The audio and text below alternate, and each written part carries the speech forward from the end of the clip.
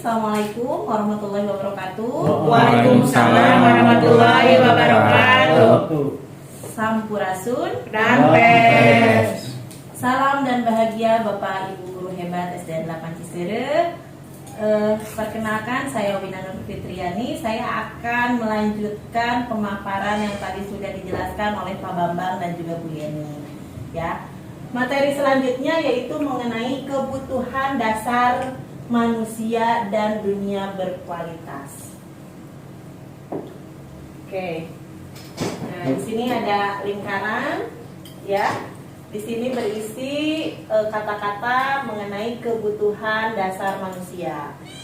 Tadi sedikit diulas oleh Pak Bambang mengenai kebutuhan dasar manusia, ya. Dimana misalkan seorang anak melakukan hal-hal yang kurang sesuai ya dengan nilai-nilai kebajikan. Nah, itu mesti kita analisis atau identifikasi dulu. Ya, mengapa anak bisa berbuat demikian? Apakah kebutuhan dasarnya itu belum terpenuhi? Gitu ya. Bisa jadi mereka itu melakukan hal-hal tersebut karena memang kebutuhan dasarnya itu belum terpenuhi. Karena setiap yang dilakukan oleh siapapun pasti beralasan, ya. Nah, di sini ada kebutuhan bertahan untuk hidup. Ya, seperti kita tahu setiap manusia memiliki kebutuhan untuk bertahan hidup. Seperti apa? Makan, minum, istirahat, betul. Beristri, betul. Ya, kebutuhan untuk bertahan hidup. Satu atau empat? Satu atau empat? Satu sama empat. Ada niat. Kemudian kasih sayang dan rasa diterima. Sekarang jangan dulu memandang sisi murid, ya. Bapak Ibu ingin diberi kasih sayang? Ingin. Oleh siapa? Pasangan hidup. Pasangan hidup. Apalagi oleh Allah. Oleh Allah Subhanahu wa Ta'ala. Berarti ini kasih sayang ini berupa kebutuhan. Kebutuhan. Bayangkan Bapak Ibu di sini tidak mendapat kasih sayang dari siapapun. Nauzubillah. Ya, jangankan tidak mendapatkan dari siapapun, kehilangan kasih sayang dari salah satu orang saja, ya. Betul. Kita merasa sengsara. Kemudian kesenangan. Bapak Ibu, kemarin kita habis healing. Ya, senang tidak? Senang. Kalau sudah bersenang-senang merasa refresh? Iya. Bayangkan Bapak Ibu kalau di dunia ini kita tidak merasa senang. Apa yang akan terjadi? Sakit, boring, jemu, stres. Ya, berarti kita sepakat ya bahwa kesenangan ini adalah sebuah kebutuhan dasar hidup. Yang selanjutnya adalah kebebasan. Bapak Ibu membutuhkan sebuah kebebasan? Butuh sekali. Butuh sekali. Apa jadinya jika Bapak Ibu hidupnya itu penuh dengan aturan-aturan, kemudian hidup di sangkar burung? Iya, itu dia. Terbelenggu. Wahai kebun dalam. Tapi Tersiksa tidak? Maksudnya bukan aturan, maksudnya gini aturannya. Ini tidak boleh, ini tidak boleh, itu tidak boleh, ini tidak, dan selalu dipaksa harus seperti ini, seperti itu maksudnya. otoriter. Iya, otoriter gitu ya. Tidak punya kebebasan. Pasti kita merasa bosan, pasti jenuh, pasti stres, pasti gitu ya. Nah, anak juga sama ya, membutuhkan sebuah kebebasan. Kemudian yang terakhir adalah penguasaan. Kebutuhan penguasaan di sini yaitu anak itu ingin diakui keberadaannya, dianggap ada, diakui kemampuannya. Nah itu kadangkala anak menjadi malas ya mengikuti sebuah proses pembelajaran karena kemampuannya itu tidak diakui baik oleh teman maupun oleh gurunya sendiri ya. Penguasaan ini adalah termasuk kebutuhan dasar manusia juga. Oke, selanjutnya ya.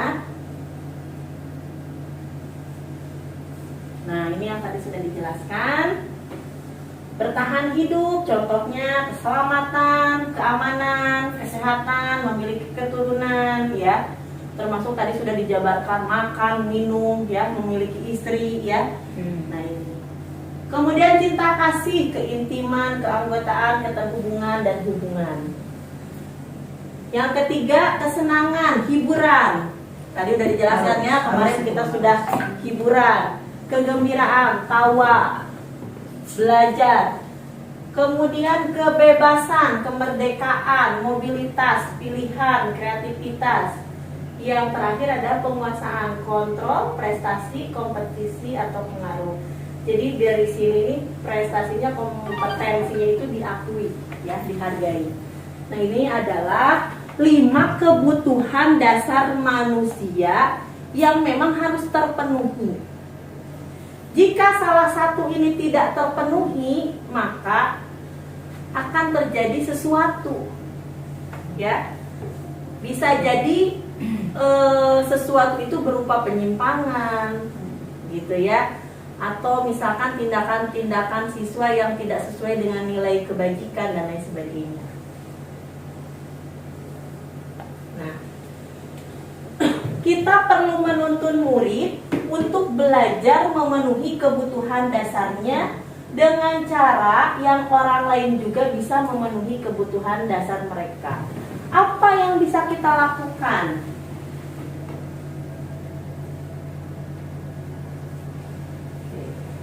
Nah, di sini ada sebuah pertanyaan atau angket yang bisa diisi, ya. Temukan kebutuhan dasar Anda. Saya ingin disukai. Merasa ingin disukai tidak? Iya.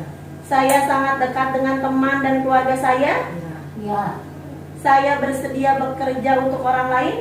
Iya. Bagi saya teman sangat penting. Betul. Saya menyukai kegiatan yang bersifat kerjasama. Betul. Nah ini mungkin jawabannya bisa bermacam-macam. Kemudian yang kolom 2, saya ingin memegang kendali.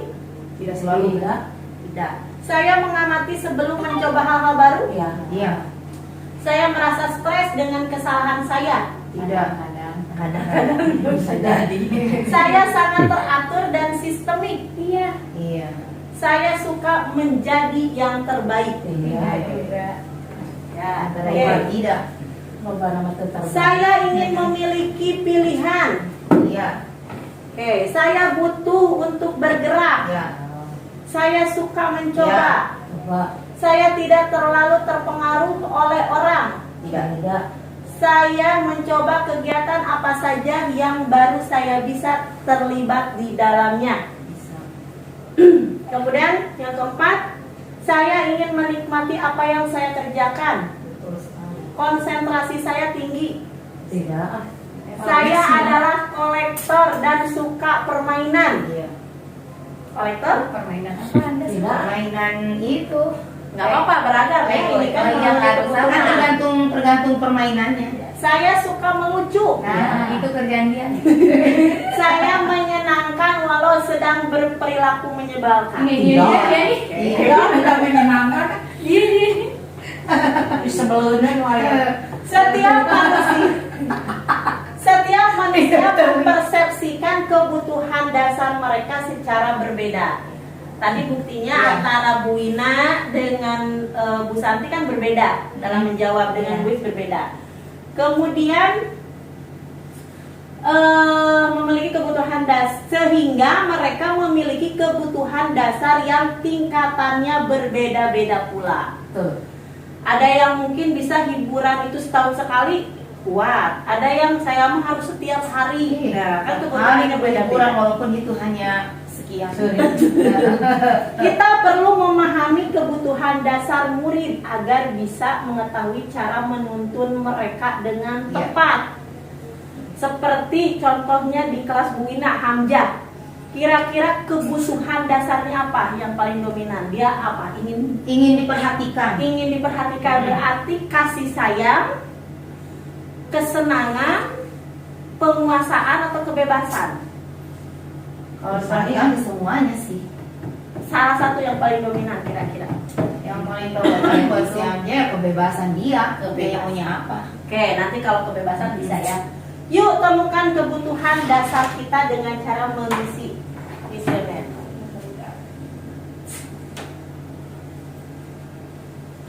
Oke. Ibu guru bilang, aku tidak boleh bersenandung sewaktu mengerjakan tugas. Katanya kelas harus tenang, tidak ada suara. Padahal kan aku suka dan senang menyanyi. Berarti ini kebutuhannya apa? Ya dia bisa Kebebasan. kebebasan. Kebebasan atau kesenangan? Kesenangan dan Kesenangan, kesenangan dan kebebasan. Oke.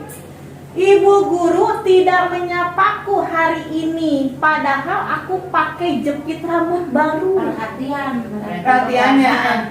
Perhatian itu berarti kebutuhan apa? Kasih sayang. Kasih sayang. Perhatian kasih sayang ke dia. Oke. Aku bosen. Masa belajarnya cuma gitu-gitu aja? Dengerin ibu guru aja? Kebebasannya tadi. Kebebasan. Aku sebel, gambarku tidak rapi, malah ibu guru menunjukkan ke teman-temanku di depan kelas. Aku sebel, gambarku tidak rapi, Itu apa ya yang malah itu penguasaan. Nah, jadi Bapak Ibu, jika ada perilaku di kelas kita yang seperti ini, nah kita identifikasi, oh ada kebutuhan dasarnya yang belum terpenuhi atau yang harus kita maksimalkan. Seperti tadi yang Hamzah itu, kenapa dia berperilaku seperti itu terus? Apakah dia mencari kasih sayang? Iya. Gitu. Apakah ia ingin pengakuan? Ya, pengen diakui, dipuji dan lain sebagainya. Apakah dia hanya ingin kebebasan? Nah, nanti mana ada yang lebih condong. Termasuk Alka ya Bu? Termasuk Alka. Termasuk siapa lagi tadi? Audi. Termasuk siapa lagi? Alfia. Banyak ya. Kurang Iya. kasih sayang itu. Iya. Semuanya itu perhatian. Oke. Jadi di sini gambarannya itu kepala sekolah dan guru, bukan siswa ya. Sebenarnya ada di LMS juga yang siswa. Nah, Pak Zulfikar adalah kepala sekolah yang baru ditugaskan di SMP. Sejak kedatangannya, Pak Zulfikar mencoba untuk menyesuaikan diri dengan lingkungan di sekolah. Sebagian besar guru-guru dapat menerima kehadiran Pak Zulfikar. Namun ada beberapa guru yang selalu bereaksi negatif pada kebijakan-kebijakannya dan dengan frontal mengemukakannya di rapat guru mingguan. Salah satunya Pak Malik. Dalam rapat guru mingguan, Pak Malik seringkali mempertanyakan kebijakan-kebijakan yang diambil oleh Pak Zulfikar tanpa argumen yang kuat. Rekan-rekannya sesama guru heran dengan perilaku Pak Malik karena sebelumnya ia dikenal sebagai seorang guru yang selalu mengikuti kebijakan kepala sekolah. Bahkan selama ini cenderung diam bila di rapat guru. Pak Hanafi, sahabat Pak Malik, mencoba mendekatinya dan menanyakan apa yang menyebabkan ia bertindak seperti itu. Ada beberapa kemungkinan jawaban dari kasus ini. Yang pertama, jawaban Pak Malik, iseng aja sih, aku senang lihat Capsek baru itu kebingungan kalau ku tanya-tanya di rapat. Kesenangan, jadi cece kieu mah. Berarti kebutuhannya apa? Kesenangan. Jadi dia kayak gitu tuh senang we gitu. Jadi kayak ciri khasnya karakter. Iya, karena kebutuhan itu Kebutuhannya tuh hanya ya begitulah. ya emang seneng we gitu. Iya. Ya, terus yang jawaban kedua, bila Pak Malik jawabannya ini. Ya biar dia kenal sama aku dan aku ingin nantinya bisa dekat sama dia dan kerja bareng sama dia. Kayaknya dia orangnya baik sih. Berarti caper, cari perhatian kayak gini, ingin diperhatikan. Kebutuhannya adalah cinta dan kasih sayang. Jadi sebenarnya dia ingin dirangkul oleh kepala sekolah gitu. Kemudian jika jawabannya nomor 3, saya sebenarnya nggak paham beliau bicara apa tadi, makanya saya tanya-tanya saja daripada saya kelihatan tidak paham. Masa aku udah guru senior di sini tapi kelihatan nggak paham, malu dong. Berarti dia ingin diakui, dianggap. Berarti kebutuhannya penguasaan, ya. Pengen diakui kehadirannya itu ada gitu ya, kompetensinya itu ada. Yang terakhir, gaya ngomongnya Pak Zulfikar itu monoton sekali ya. Bosan jadi mendengarnya. Saya pikir tidak akan selesai-selesai. Ngomongnya begitu saja, nggak ada cara lain nih. Nggak ada cara lain untuk menyampaikan materi. Berarti dia bosan, berarti ingin kebebasan. Jadi jenuh rapat nate gitu ya. Nah, ini kan contoh guru kepada kepala sekolah. Nah, nanti kita bisa identifikasi kenapa anak teh kayak gini, gitu ya. Kayak misalkan anak ingin selalu diantar orang tuanya. Nah, ini kan bisa kita lihat kebutuhannya apa. Audi nangkep wae. Nah, itu ya sedikit tentang penjelasan mengenai kebutuhan dasar manusia. Sampai sini ada yang ditanyakan nggak? Jelas? Jelas ya? Nanti bisa Bapak Ibu praktekkan di kelasnya masing-masing. Oke, untuk kelima Bertanya. Oke. Contoh misalkan tadi ya, maksudnya kemana ke kebebasan. Nah, contoh yang tadi di kelas Cice itu ya, misalkan salah satu nih Audi, dia kan selalu pingin keluar kelas saat belajar. Terus jadi benar-benar ingin perhatian tuh bagaimana cara menyelesaikannya si anak itu gitu kan. Kalau di situ kan hanya menentukan dia nih penguasaan ini. Tadi kan belum ada pengisian di situ. Solusinya ya. Nanti di ujung kan nanti belum selesai. Berarti harus lagi. Ya, ini kan salah satu identifikasi kita apa sih penyebabnya kok dia bisa seperti itu. Ya. Dan kita harus mengetahui kebutuhannya. Oh, si eta mah butuh perhatian, kurang kasih sayang. Berarti kan kita harus berbuat apa? Harus berikan. Nah, gitu. Dia bukan yang lain. Tapi kan bukan berarti kita pilih kasih ke orang lain, bukan kan? Karena adil itu bukan berarti menyamaratakan. Kita sesuaikan dengan kebutuhan murid kita. Nah, justru itu, Bu. Gitu. Jadi kalau misalkan seperti itu tuh anak tuh justru bermunculan. Semua ingin diperhatikan. Contoh misalkan nih ya, ini yang berulas satu orang. Nggak taunya yang lain tuh mengikuti supaya kita perhatikan semua. Berarti semuanya kurang perhatian. Iya nih. Itu harus lapor sama contoh nih ya. Contoh misalkan. Berarti semuanya masih membutuhkan kasih sayang yang lebih. Iya. Misalkan gini, saya kan fokus ke satu nih. Sayangku duduk yang benar dong. Masa duduk di meja? Yang satunya duduk di meja. Ama lagi duduk di meja. Ya Allah. Jadi semuanya tuh kayak gitu. Berarti ada rasa dia juga diberikan kasih sayang, diberikan lebih. Ya berarti yang lain juga sebenarnya masih membutuhkan kasih sayang. Kebutuhan dasarnya itu kasih sayang. Hanya saja mungkin mengekspresikannya berbeda-beda gitu. Oke.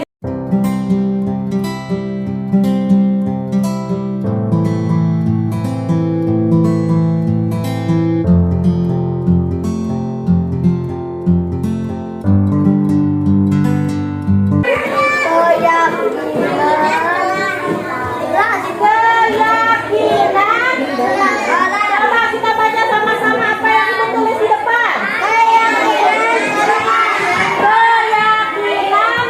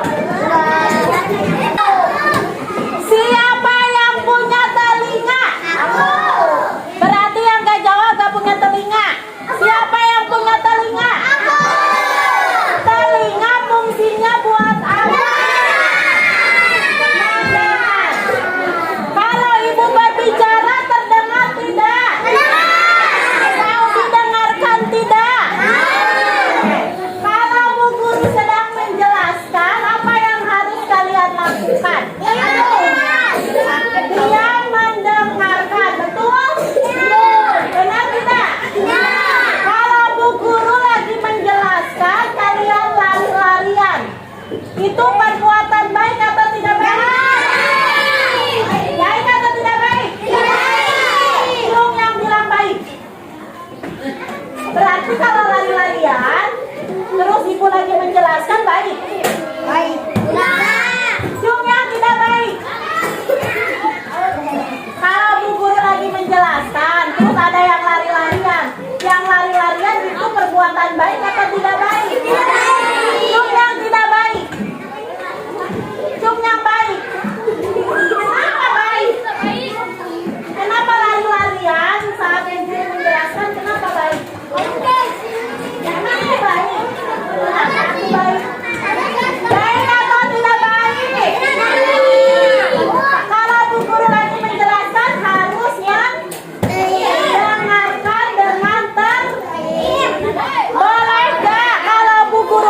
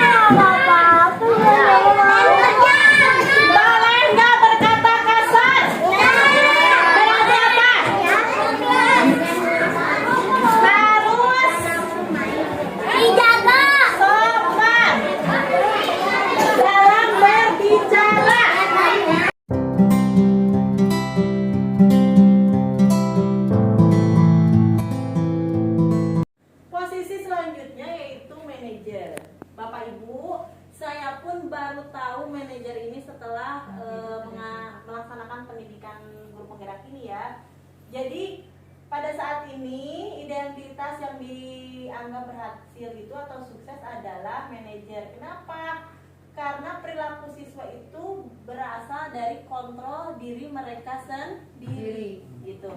Ya, dorongannya bukan dari eksternal tapi dari internal. Ketika mereka mengerjakan tugas ya, itu atas dasar kemauan sendiri ya. Karena mereka ingin bisa, ingin mengerti atas materi tersebut ya, ingin bertanggung jawab gitu, bukan karena takut dimarahi oleh ibu guru, bukan karena ingin mendapatkan reward ya, seperti itu, atau mungkin karena dorongan luar lainnya ya Bapak Ibu. Nah, kemudian hasilnya apa? Menguatkan pribadi ya. Dampak pada murid, mengevaluasi diri, bagaimana cara memperbaiki diri gitu ya. Nah, seperti apa ya pelaksanaan posisi manajer ini nanti akan dijelaskan oleh Pak UU. Jadi tidak usah bertanya dulu ya. Kita usah nanti siap-siap sama Pak U. Nah, yang 5 posisi. oke.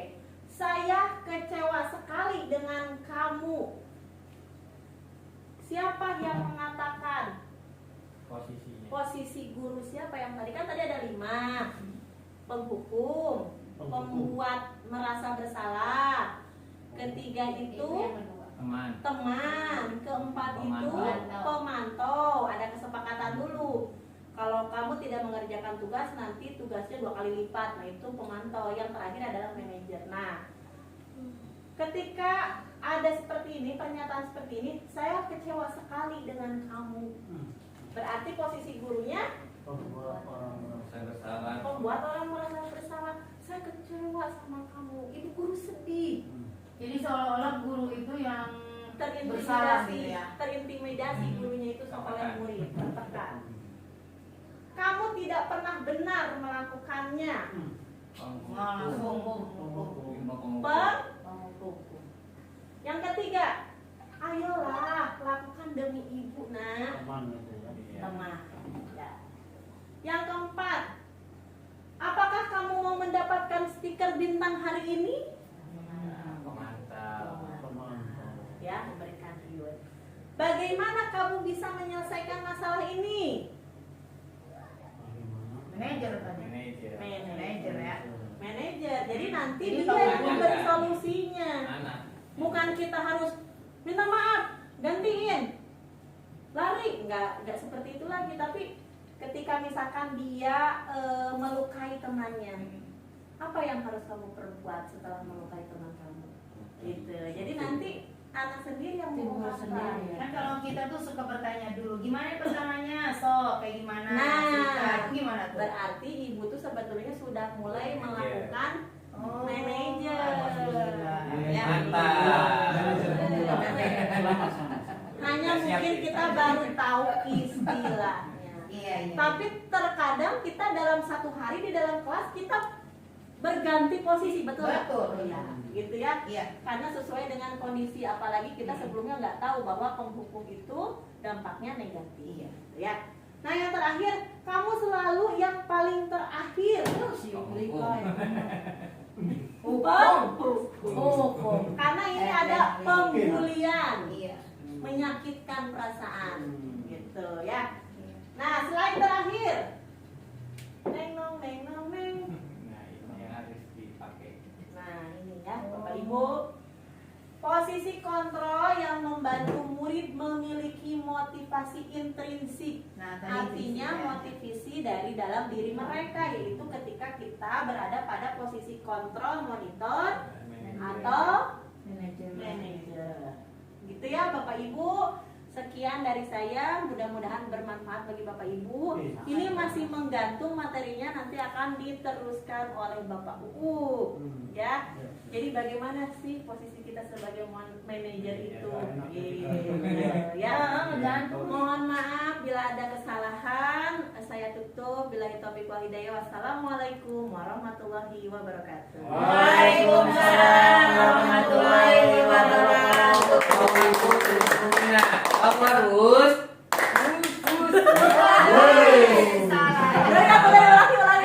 Ulangi.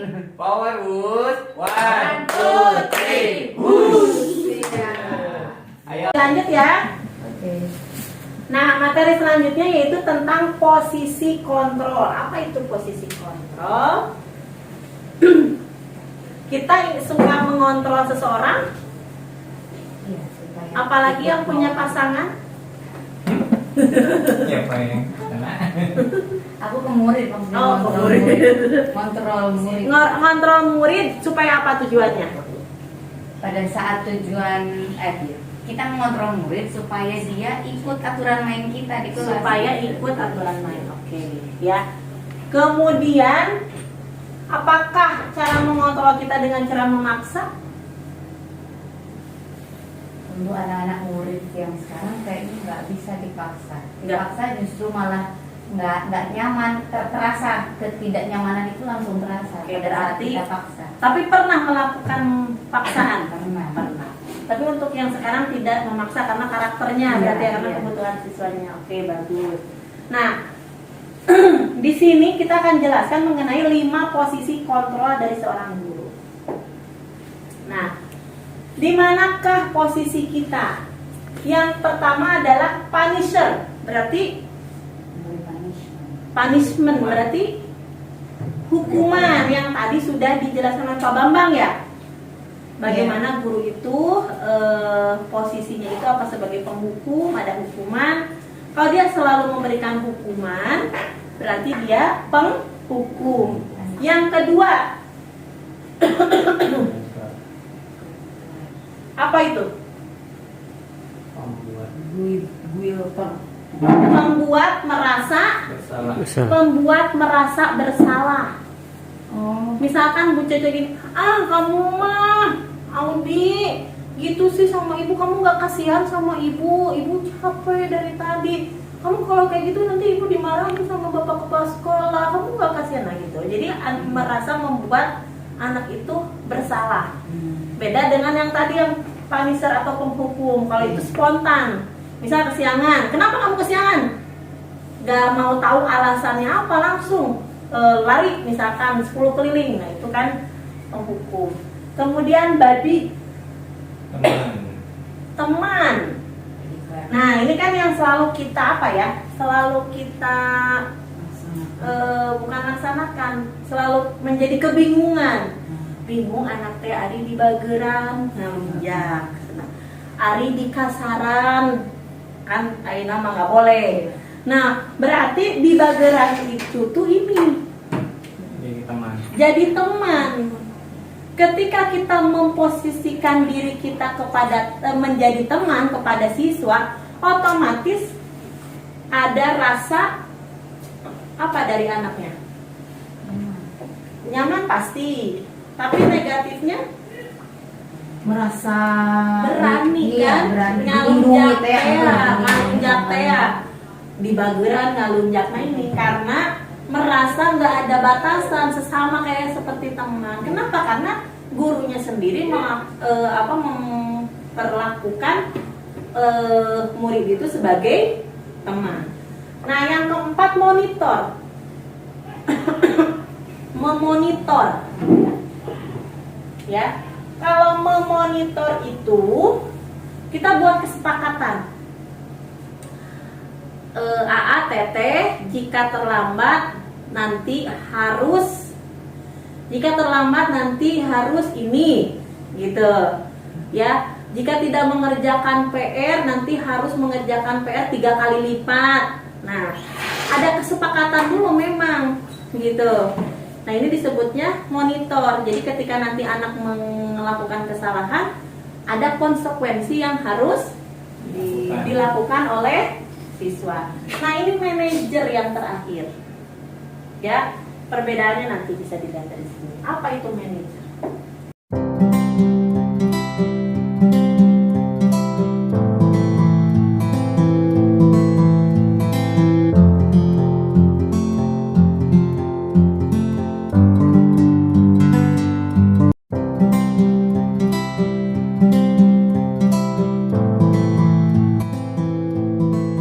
Ibu boleh tahu nggak kenapa Alika pengen terus ditemenin mamanya?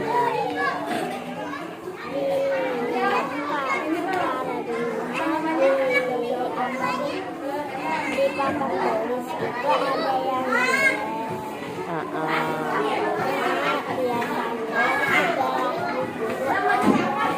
Oh, jadi Alika takut. Jadi kalau mama Alika nggak ada, kalau mama Alika ada, Alika nggak takut. Masih takut. Berarti kalau ada mama, nggak ada mama juga masih takut. Oke, nggak apa-apa. Ibu ngerti manusia itu pasti punya rasa takut, betul nggak? Ya, ibu juga kadang suka takut. Apalagi kalau kayak Alika bisa lihat ya. Pasti ibu juga nangis. Tapi Alika udah hebat ya, nggak nangis ya. Iya, Alika udah pinter, udah hebat. Masih tetap mau datang ke sekolah ya. Walaupun pengen ditemani oleh mama. Iya, hebat. Nah, Alika tahu nggak keyakinan kelas kita apa sebelumnya? Menjadi anak yang pinter, mandiri, jangan ditemenin mama, hebat, sama harus berani. Alika mau nggak seperti itu? Mau jadi anak yang mandiri dan berani. Kira-kira Alika besok mau apa? Mau apa yang dilakukan Alika? Masih tetap mau diantarin mamahnya nggak?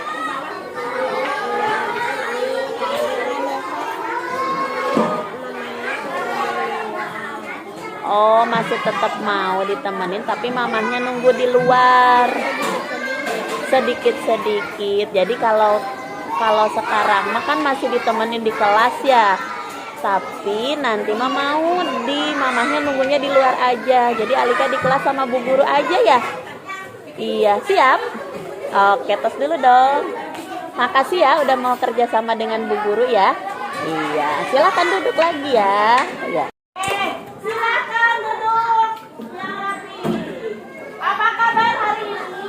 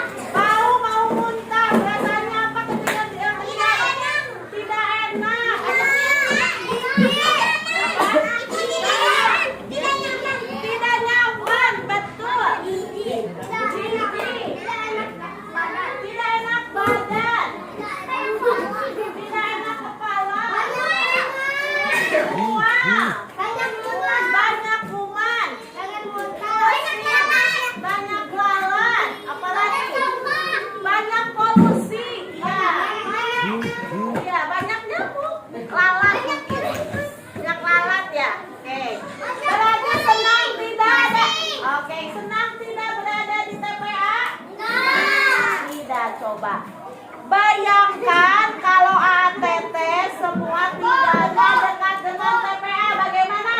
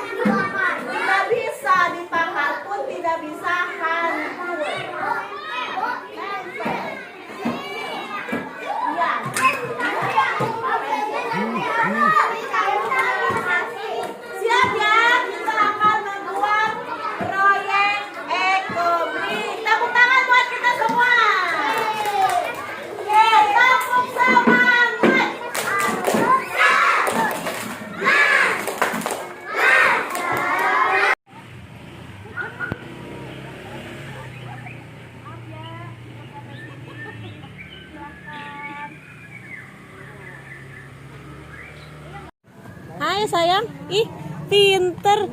Mamahnya nunggu di luar aja ya. Pinter Solihah. Pinter, mamahnya nggak ikut masuk. Halo sayang. Aduh hebat, masuk sendiri ya. Salim dulu. Halo, selamat pagi. Sendiri ke dalamnya ya, mamahnya pulang ya. Ada ibu.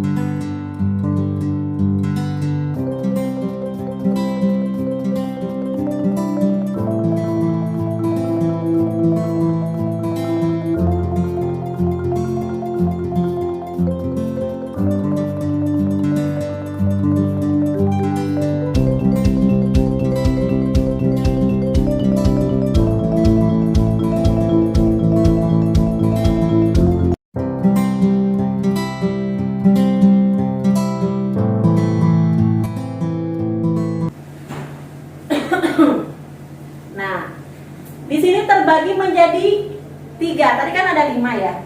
Ini adalah identitas atau kontrol dari luar, atau kita sebut identitas gagal. Kenapa? Karena kontrolnya dari luar. Ketika dia melakukan sesuatu bukan keinginan atau kesadaran dari diri, tapi akibat rasa takut, ya, akibat ingin dapat penghargaan. Itu kan berarti kontrol dirinya dari luar. Nah, apa saja, ya, posisi apa saja yang masuk ke identitas gagal, yaitu penghukum dan pembuat orang merasa bersalah. Ini dampaknya apa?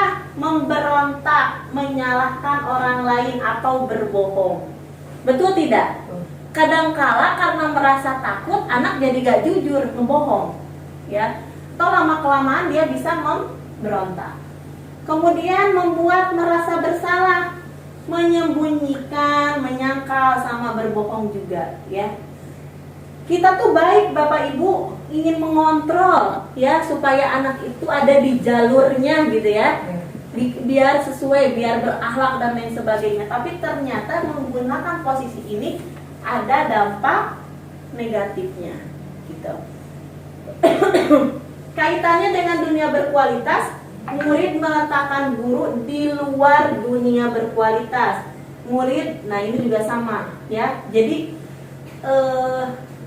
tidak ada dalam apa ya, dunia berkualitas itu tidak ada di dunia ideal menurut siswanya itu, gitu ya, yang seharusnya. Kemudian murid bisa berkata seperti ini, biarkan saja, nanti juga marah-marah lagi, gitu, karena sudah bosan dimarahin, bisa juga kebal, ya. Kemudian maafkan saya. Ada Bu, anak yang kamu kenapa nyubit misalnya, kenapa kamu mengganggu temennya sampai nangis, aku kan udah minta maaf. Jadi merasa kalau sudah minta maaf itu selesai permasalahan, ya. Nah, ini dampak bagi muridnya, mengulangi kesalahan, merasa rendah diri. Nah, ini identitas berhasil atau sukses, tapi tetap kontrolnya masih dari luar. Posisi yang mana? Posisi teman dan posisi pemantau.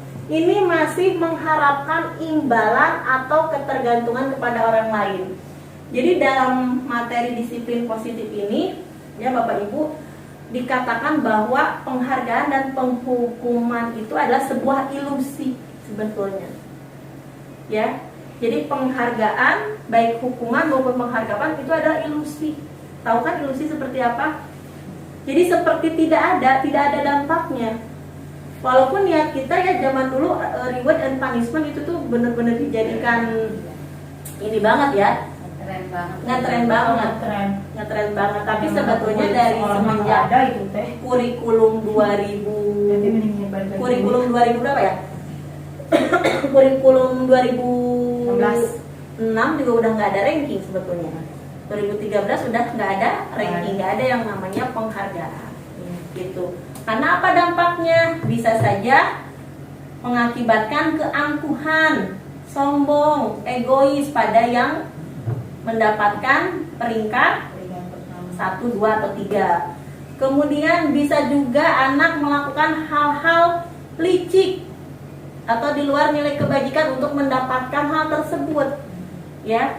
Kemudian dampak bagi yang tidak mendapat ranking, ya, bisa minder, bisa makin malas belajar, terus bisa juga dia udah menjudge dirinya, ada saya mah bodoh gitu, saya mah nggak pernah dapat ranking dan lain sebagainya, atau bisa juga menimbulkan keputusasaan.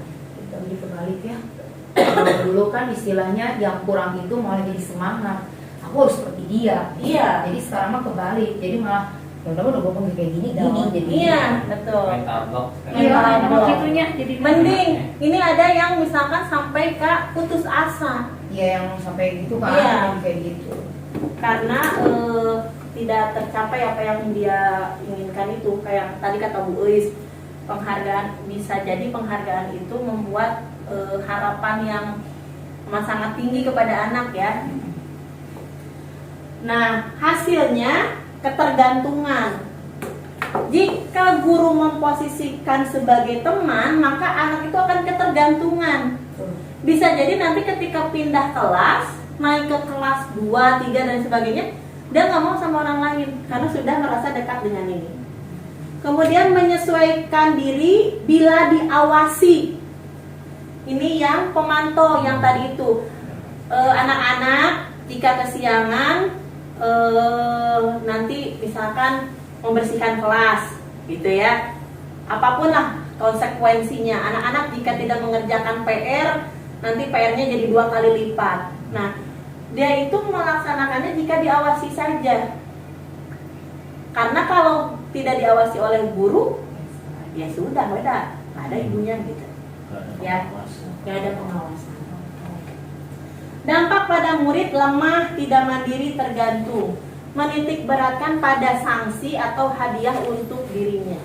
Nah, ini yang baru Bapak Ibu mengenai posisi control manager. Saya pun jujur baru tahu posisi control manager ini pada saat belajar di PGP ini, gitu ya. Nah, ini yang saat ini dianggap bahwa posisi manajer ini adalah identitas berhasil atau sukses. Karena kontrol dirinya ini dari internal.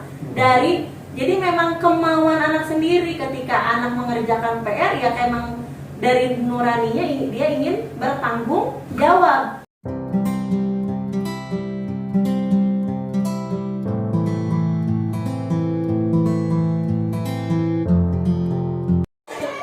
Hey, Ibu mau ngobrol sebentar, boleh nggak? Boleh. Ibu mau mengucapkan terima kasih sama Alika. Alika udah bisa belajar di sekolah secara mandiri. Yeay. Tepuk tangan dong. Makasih ya. Boleh nggak Ibu nanya? Kok bisa sekarang Alika belajar di kelasnya tanpa mama? Alika emang pengen belajar sendiri, walaupun ada yang jelek, Alika harus tetap berani. Oh, Alika harus tetap berani, pinter. Harus berani dan apa ya satu lagi ya? Kalau tanpa mama teh. Tapi sekarang udah nggak takut. Ada yang jelek tapi kata mama gak boleh diliatin posisinya, harus yang posisinya kalau ada di depan tulis madepnya jangan ke belakang. Oke. Ibu. Oke, silakan duduk lagi ya. Ibu tadi